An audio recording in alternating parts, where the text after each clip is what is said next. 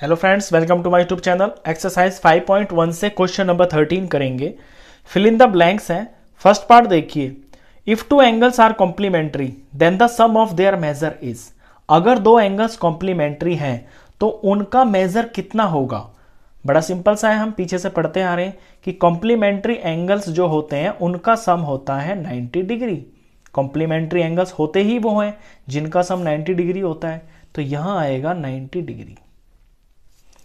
If two angles are supplementary, अगर दो angle supplementary है, then the sum of their measures is, तो उनका सम कितना होगा।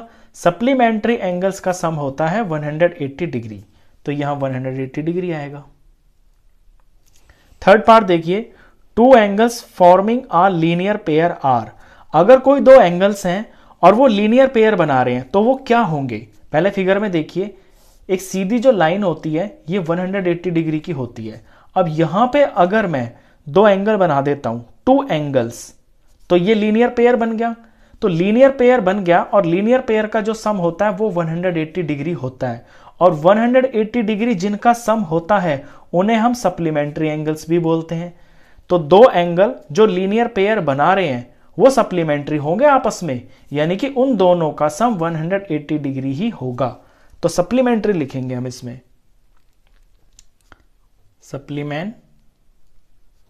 Supplementary angles. फोर्थ पार्ट देखिए, if two adjacent angles are supplementary they form आ।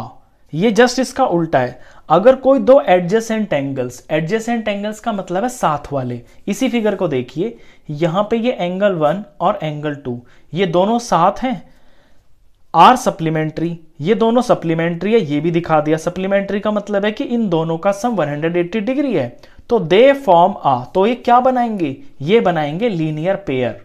तो इसका आंसर होगा linear pair. If two lines intersect at a point then the vertical opposite angles are always dash equal.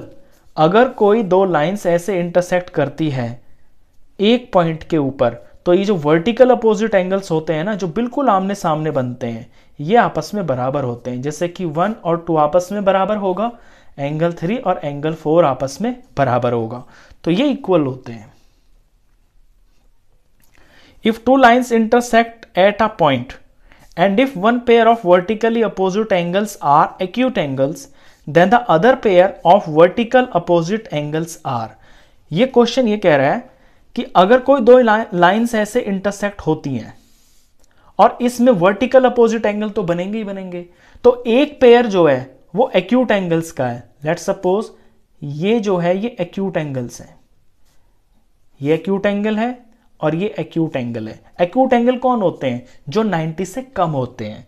जैसे कि 90 degree का तो angle पहचान होती है, बिल्कुल एल बन जाता है। अब 90 डिग्री से जो इधर को झुका होता है ना, वो एक्यूट एंगल होता है।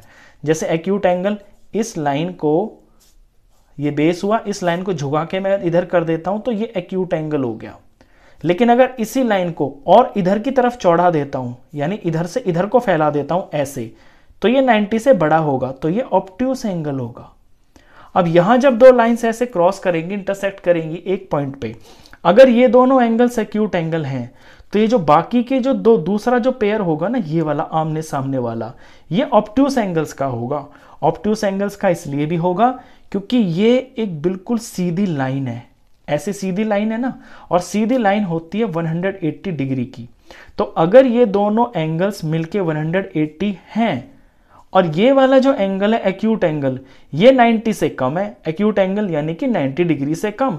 लेट्स सपोज अगर ये एक नंबर भी कम है, अगर ये 89 डिग्री का भी है, तो ये कितना होगा, 180 में से 89 माइनस कर लीजिए, 89 माइनस कर लीजिए, 10 में से 9 गया तो 1 आया, और यहां पे 17 हो गया और ये 9 आया, तो ये वाला एंगल 91 होगा। 91 का मतलब है 90 से ज्यादा होगा, 90 से ज्यादा यानी कि ऑब्ट्यूस होगा।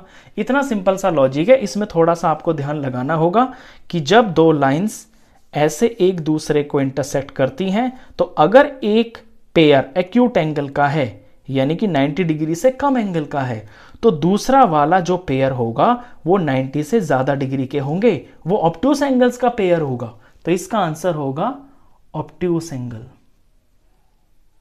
बस क्वेश्चन खत्म। इस वीडियो में बस इतना ही। नेक्स्ट क्वेश्चंस के लिए मिलते हैं फिर नेक्स्ट वीडियो में। तब तक के लिए गुड बाय।